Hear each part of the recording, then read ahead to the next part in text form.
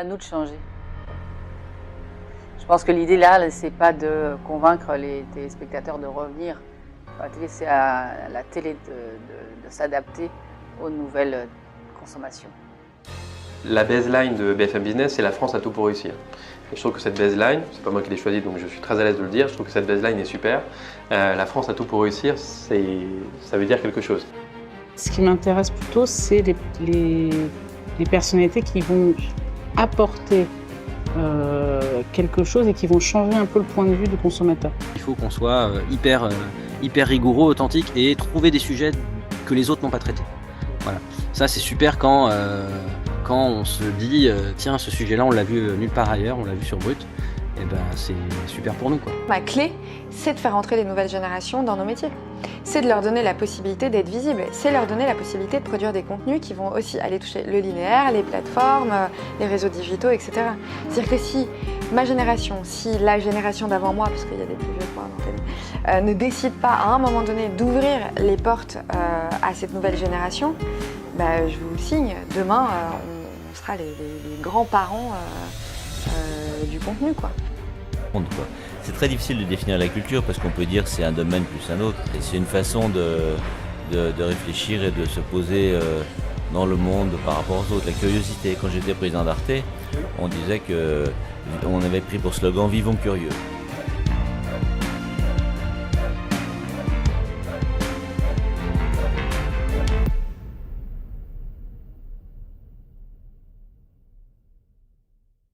Bonjour Sonia. Salut, comment tu vas? Très très bien, merci. Et toi, depuis un sacré bout de temps, là, on s'est pas reconnecté. C'est vrai, oui. Donc, plaisir de te rencontrer en vrai, quoi. Ouais, moi aussi. Et bienvenue à Paris. Voilà, je suis très contente à chaque fois que je viens à Paris. Bon, justement, est-ce que tu peux te présenter pour nos internautes? Oui, alors je m'appelle Sonia Chardonnance, je suis née en Colombie et maintenant j'ai le plaisir d'habiter en Suisse, à Genève. J'accompagne des entrepreneurs qui sont un peu en démarrage, que j'appelle entrepreneurs atypiques, parce que mes entrepreneurs que j'accompagne, ça part un petit peu dans tous les sens. Ils savent pas à trouver un seul client, un seul prix. Bref, ça c'est assez spécifique les gens que j'accompagne. À part ça, je suis l'organisatrice et la responsable des Journées de l'Audace Monde, dont la mienne, la 5e édition aura lieu au mois d'octobre de cette année. Déjà, oui, ça passe vite. Hein. Donc on va revenir tout à l'heure par rapport à l'audace. Sonia, c'était quoi les éléments déclencheurs de ta passion pour les rencontres, pour l'entrepreneuriat? Alors, pour faire vite, je suis arrivée à 18 ans à Genève. Je n'avais pas les papiers, je ne parle pas le français, je n'avais pas d'argent, donc j'ai un peu galéré pendant presque 2 ans et demi. Okay. Et puis après, je me suis dit, bon, ok, comment je vais faire maintenant un peu pour m'en sortir? Parce que je suis tombée, mais vraiment amoureuse, mais de Genève. Et puis je me suis dit, je ne veux plus quitter, je veux rester. Donc j'ai trouvé les moyens pour faire une école de français, puis suite à ça, travailler en tant que fille au pair. Et puis j'ai petit à petit commencé à échelonner. Donc j'étais salariée très vite après. Et en 2014, j'ai eu la chance d'avoir fait un burn-out, ce qui a fait que je me suis bien pris une bonne claque. Et c'est ça qui m'a fait me dire, ok, je suis en train de faire quoi? Et j'y vais où? Et je veux quoi? Et si je devais mourir demain, qu'est-ce que je voudrais avoir comme souvenir dans ma tête? Et c'est là où je me suis rendu compte que le salariat était bien, mais que je ne voulais pas ça pour moi. Et c'est ce qui a fait que j'ai switché, en fait, pour ce que je fais aujourd'hui. Et du coup, qu'est-ce que tu fais aujourd'hui? Du coup, comme je te disais tout à l'heure, j'accompagne des entrepreneurs. Donc, je fais beaucoup d'accompagnement, je fais beaucoup des masterminds. Donc, les gens arrivent avec des problématiques, on trouve des solutions ensemble. D'accord. Mais la partie qui m'éclate le plus, c'est organiser des rencontres entre entrepreneurs, faire du réseautage. Je suis ce qu'on appelle une facilitatrice. J'adore mettre les gens en lien, tu sais. J'adore ça. C'est une passion, c'est une facilité. Et puis, d'organiser des événements que j'appelle d'inspiration pour que nous, les êtres humains compliqués que nous sommes et avec tous nos peurs, on se dise, si un tel l'a fait, moi aussi je peux le faire. C'est pour ça que j'ai apprécié, j'adore ce que tu fais parce que tu mets en avant les facilités des gens, des choses que les gens ont fait. Et on se pose pas toujours la question qui a inventé tes trucs. On est là, on utilise cette table, mais on se pose pas la question. Pas toujours. Moi, je me la pose des fois. Mais qui a eu cette idée un jour de se dire, bah tiens, on va prendre un bout de bois, et qui a eu cette idée? Et toi, tu vas à la rencontre de ces gens-là, donc je trouve très inspirant et très malin aussi. J'aime beaucoup ce que tu fais en tout cas. Bah, pareil, moi aussi. Du coup, on se retrouve sur une thématique, l'audace. Donc, l'audace en particulier, même chez les extravertis, mais les introvertis, tu parlais d'événements, parce que moi, personnellement, je fais pas mal d'événementiels. Les gens viennent se rencontrer, mais arriver sur place, c'est pas évident de franchir le pas. C'est quoi, toi, ta définition de l'audace? Alors en fait, moi, quand j'entends je suis introvertie ou bien je suis timide, moi je préfère dire non, tu es socialement sélective. Ça fait plus classe. C'est vrai. Ça veut dire que tu vas pas faire copain-copine avec tout le monde. Tu sélectionnes avec qui tu veux passer un bon moment ou avec qui tu veux partager. Ça. Donc les événements que j'organise, déjà ils sont pas très grands au réseautage. Ils sont plutôt petits. C'est voulu ça. C'est voulu parce que quand je connais les gens, vu que je sais qui peut matcher avec qui, d'ailleurs j'ai une facilité aussi, tu vas pas me croire. Quand les gens sont attirés, mes garçons de filles, quand il y a une attirance un peu plus de ce sens-là, je les vois aussi. T'as un radar. J'ai un radar. J'ai un truc, même les gens, ils sont pas encore au courant qu'il y a une infinité envers quelqu'un, je le ressens. Wow. Donc cette facilité, je le fais pour dire, tiens, je suis sûre qu'il y a un tel, il y a un truc pour toi. Donc les gens, comme ils me connaissent, ils me font super confiance. Donc ils continuent à discuter, puis ça crée des liens, ça crée des partenariats, ça crée du business. Donc, je pense, c'est mettre les gens à l'aise. Pardon, j'ai la voix un peu cassée. Mettre les gens à l'aise et puis leur faire comprendre qu'au pire de pire, il ne se passera rien en réalité. Oui. Tu as perdu un moment, tu as perdu peut-être ton argent que tu as investi à ta soirée, mais il n'y a pas mort d'homme. Donc, quand tu mets les gens à l'aise et puis tu dis, trouve un truc commun. Ça, c'est le truc le plus basique. C'est trouve un point commun avec l'autre personne et ne pars pas avec voici ce que je vends, mais voici ce que j'aime et puis comment je peux t'aider. J'en parle beaucoup, c'est comment je peux devenir une opportunité pour les autres. Et devenir une opportunité, c'est ça, c'est je donne et j'attends pas au retour que cette personne-là me donne quelque chose. Ouais, c'est comme en amour, c'est la même chose. Tout à fait. Mais un couple, un business, un job, c'est pareil, c'est 50-50. Donc tu peux pas donner plus ou ne rien donner. Sinon, ça marche pas. Exactement. En quoi ça consiste, du coup, la journée de l'audace? Comment ça se passe? Les intervenants qui viennent, c'est toi qui les sélectionnes? Alors, pour ma journée de l'audace à Genève, c'est moi qui sélectionne. C'est quoi les critères? Donc, je vais te dire par rapport à la mienne, parce qu'il y en a plusieurs. Il y a Kids, donc il y a pour les enfants. Là, je vais lancer une qui ça va être pour les jeunes, donc si jamais ça vous parle. C'est intéressant. 18-25. Et après, on a adulte, mais dans adulte, on a aussi une business qui est beaucoup plus basée sur le business d'entrepreneuriat. Donc, la mienne à Genève, on est à peu près 13 conférenciers. Donc, les gens ils disent « 13 conférenciers, c'est long !» Non, c'est pas long. Combien de temps C'est à 18 minutes chaque personne. Chaque conférence dure 18 minutes. Comme un TEDx, quoi. Comme un TEDx, à peu près. Sauf que TEDx, c'est une thématique pour la journée. Moi, j'ai pas une thématique. D'accord. Donc, j'ai des gens qui viennent, comme par exemple Virginie Delalande, qui est la première avocate sourde. Donc, elle vient par rapport à son handicap. J'ai eu Laura Massy, qui était une journaliste du TF1. Des personnes en fait qui ont peut-être quitté le job ou qui ont dépassé une maladie ou qui étaient des sportifs de haut niveau. Donc c'est des différentes thématiques dans à peu près tous les milieux pour que ça parle à tout le monde. En réalité, l'idée c'est ça. Mais pour ne pas s'ennuyer, justement, j'essaye d'amener le matin un sort de petit spectacle, l'après-midi également. J'ai une association en Colombie pour aider les enfants en Colombie. Donc, j'achète de la fourniture scolaire depuis plus de 20 ans maintenant. Et du coup, pendant l'événement, on fait des liens, on fait du réseautage et puis on récolte de l'argent, on fait une tombola pour aider les enfants en parallèle. Donc, tu t'ennuies pas du tout. Tu passes un super moment. Et puis, j'aime bien que les gens, comme en réseautage, se sentent à l'aise, se sentent chez eux. Donc, dès que tout le monde arrive, je dis, OK, ici, On fait tous pipi, pas caca. On est tous pareils. Alors, vous J'adore. faites comme chez vous.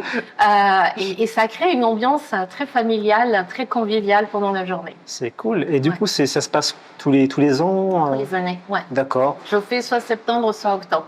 D'accord. Ouais. Ok. Donc les gens vont sur ton site internet, Sonia Chardonnay, c'est Non, ça? alors non, si vous venez sur mon site soniachardonnance.ch, ben, vous pouvez trouver de les informations, mais c'est Ok. jdagenève.ch. D'accord. Ouais. Ah, c'est cool. Tu parlais de l'association au Colombie, tu peux nous en dire un peu plus? Oui, alors quand j'ai habité justement en Suisse, ça faisait à peu près 3 années, Ouais. il y a eu un tremblement de terre le 25 janvier 99 ou 99 pour les Suisses. Et pendant 2 jours, j'ai pas eu de nouvelles de toute ma famille. J'ai cru perdre, mais vraiment Ah oui. tout le monde est resté seul au monde, comme on dit. Ça a été très très dur. Et quand enfin j'ai eu ma mère qui m'a dit qu'elle allait bien, que ma famille aussi, mais que c'était pas le cas de certains de mes amis, ben, je me suis dit mais comment moi, à mon tout petit niveau, je peux aider, je peux faire quelque chose. Ouais, c'est ça. Et du coup, je me suis dit, ok, j'ai pas de l'argent, mais j'ai des connaissances et je peux sûrement faire une cagnotte, puis récolter de l'argent et aider sur place. Donc c'est ce Bien que sûr. j'ai fait avec quelqu'un qui avait une agence de voyage. Il m'a aidé à faire une récolte d'habits. Donc je suis arrivée sur place. Ok. Et j'ai acheté des tentes, des médicaments, les choses que les gens avaient le plus besoin. Et j'ai aidé à la distribution de ces habits.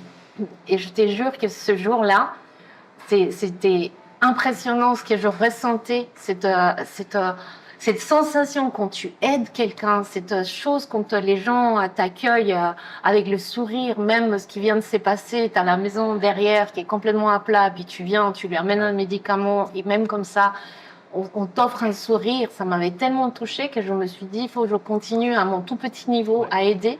Donc chaque année, je retourne en Colombie pour voir ma famille. Chaque année, je dis à mes copains, ben voilà, un peu d'argent pour aider. Les gens me connaissent déjà. Et puis, il y a eu toute une évolution parce que en Colombie, on a eu la guérilla, la FARC et tout ça. Il y a eu beaucoup de destruction. Donc, pendant quelques années, j'ai aidé des enfants qui étaient, on appelle ça, déplacés, donc par la guérilla, ou bien qui se sont retrouvés sans parents. Et puis, il y a eu tellement d'évolution, je te dis, ça fait plus de 20 ans, donc tout a eu une évolution. Et maintenant, ce que je fais, c'est que j'achète de la fourniture scolaire pour des enfants qui sont dans des écoles très éloignées des villes. Surtout dans ma région, je viens d'une zone de café, donc il y a beaucoup de pauvreté aussi. J'achète de la fourniture scolaire que j'amène à l'école, donc c'est extraordinaire, parce que là, tu réveilles des sourires, mais fois 10 000, ils t'accueillent avec des câlins et tout. Et j'achète de la nourriture pour des personnes âgées, parce que chez nous, on a, comme dans beaucoup de pays, pas qu'en Colombie, bien sûr, des personnes âgées qui n'ont plus de famille et puis qui se retrouvent tout seuls dans la rue. Donc j'achète de la fourniture. Et aussi, de temps en temps, je fais des passages dans le centre-ville et puis j'aide les personnes qui sont dans la rue, des SDF. Mais c'est une génial. expérience, faut la vivre pour la comprendre en fait. Bien sûr. Ouais. Comment s'appelle l'association? Maintenant, donc il y a 2 années, Oui. j'ai quelqu'un qui me dit mais pourquoi tu n'ouvres pas une association? Parce que c'était mon petit truc à moi, mon D'accord. petit jardin secret que je ne voulais pas dévoiler et puis dire hey, regardez, j'aide les gens.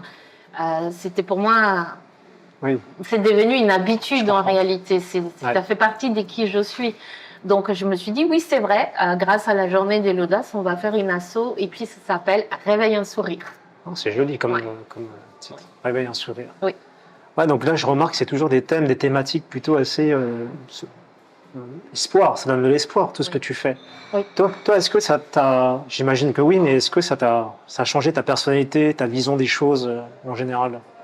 Alors oui, au début, tu fais les T'as toujours été choses, comme ça? T'as toujours été... Justement, on me pose ouais. souvent cette question Ouais. et du coup, à un moment donné, j'ai dû revenir dans mes souvenirs. Oui, me oui. dire, mais pourquoi, d'où j'ai ça et pourquoi c'est comme ça?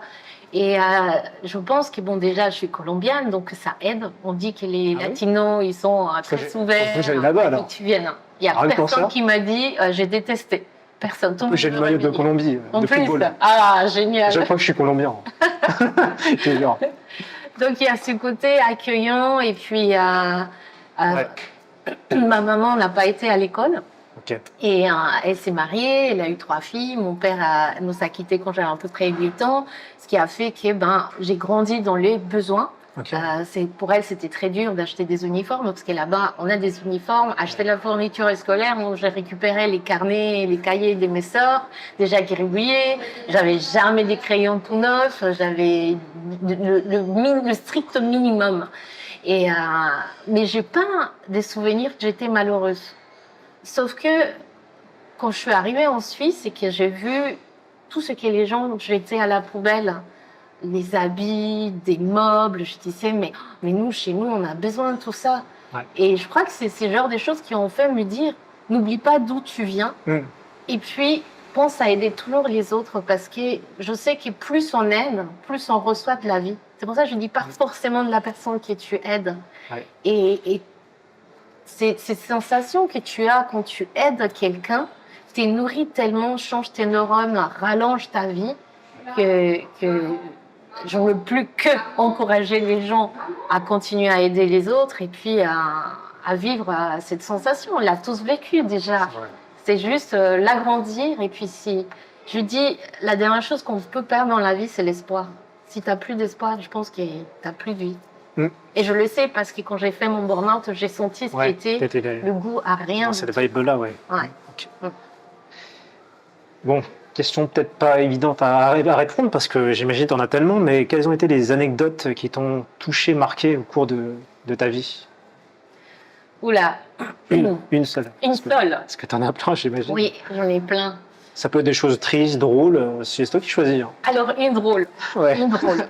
Un jour, justement, dans les distributions que je faisais, ma mère, elle n'a toujours pas été très pour que je fasse ça. Elle a toujours vu ça plus comme me mettre en danger, et j'ai été en danger.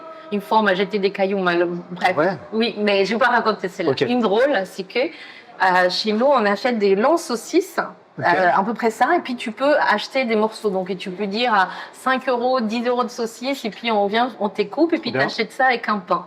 Et une boisson. Ça, c'est le truc de rue où quand tu es étudiant, tu sais, ici on dit je vais m'acheter un sandwich, là c'est un bout de pain, un bout de saucisson et une boisson. Donc j'ai dit à ma sœur, tiens, viens avec moi et on va les distribuer, les gens dans la rue, la saucisse, le pain et la boisson. On fait ça, on va distribuer. 2 jours plus tard, je suis dans un magasin d'un ami en train j'avais un problème avec mon téléphone et puis tu as un SDF qui rentre, qui nous demande de l'argent. Moi, je donne rarement de l'argent. Je préfère aller acheter à boire ou à manger, mais je ne donne pas de l'argent. Voilà, c'est moi. Pour moi, si je t'aide à avancer, à te nourrir, mais pas forcément de l'argent, parce que malheureusement, on sait que souvent, ça finit pour acheter de la drogue ou autre chose. Et donc, je suis chez cette personne, je lui montre mon téléphone, et puis le garçon, le monsieur, il rentre, il demande de l'argent. Mon copain, évidemment, il lui dit non, il n'y a rien, sortez. Moi, je dis rien, il me regarde, mais avec un regard un peu comme ça. Et après, il me dit, c'est toi la fille. C'est toi la fille qui m'a donné du pain et de la saucisse il y a 2 jours. Et puis moi, je le regarde, je rigole, et j'ai dit oui, c'est moi. Et puis il me dit merci. Et puis il est sorti. Mon copain, il était un peu bluffé. Il me dit mais quoi, de quoi il me parle? Et pour moi, ça m'a marqué parce que c'est comme si ça m'avait prouvé que les gens s'en souviennent de toi. Tu vois, c'était juste un bout de pain. Moi, je me rappelle pas forcément de qui j'aide. Mais eux, ils se souvenaient de moi. Et ça m'avait marqué parce que je me dis, tu vois, tu crées de l'espoir. C'est pas parce que tu es quelqu'un de la rue que tu es plus ou moins une personne. Hein, parce que tu connais pas ce qui s'est passé, tu connais pas son histoire. Tout à fait. Et c'est pour ça, pour moi, les histoires sont très importantes parce que chaque histoire, on a déjà tous des histoires dans nos vies et chaque histoire est importante parce que chaque histoire est un monde. Et toi, tu es un monde, moi, je suis un monde. On a une galaxie, des galaxies autour de nous, des trésors. Hein. Moi, je dis toujours ça, des trésors. Mais... Voilà, donc ça, c'est une petite histoire, une petite anecdote que j'ai trouvé drôle. Ouais, franchement, très, très sympa d'ailleurs. Alors, dernière question, Sonia, j'aime bien aussi la poser, cette question. Quelles sont les personnes qui ont fait de toi ce que tu es? La première, c'est ma maman, évidemment. Parce que voir une personne illettrée en Colombie ou se séparer, c'est pas bien. T'es très critiquée. En plus, t'es une femme. Ça a été très dur pour elle. Et elle a toujours réussi à à nous donner, comme je disais, le strict minimum, mais j'ai pas de souvenir d'être malheureuse. Oui. Je sais ce que c'est avoir un cadeau de Noël. Quand j'arrive en Suisse et puis qu'on voit en Europe, ils me lisent des cadeaux, je me dis, mais Noël, c'est un cadeau. Je me suis fait avoir toute ma vie, en fait. Cadeau d'anniversaire, c'est un cadeau. C'est 3 habits par année, ça veut dire l'anniversaire, un Noël et peut-être un de plus.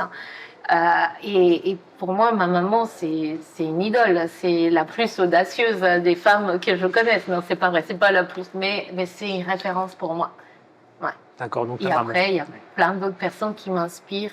J'aime bien m'inspirer des gens, mais j'ai pas forcément une personne où je dis waouh, c'est mon idole. Non, j'ai plein de gens qui sont très inspirants. Comme Virginie, je le disais tout à l'heure, oui. C'est un soleil, cette femme, elle est incroyable.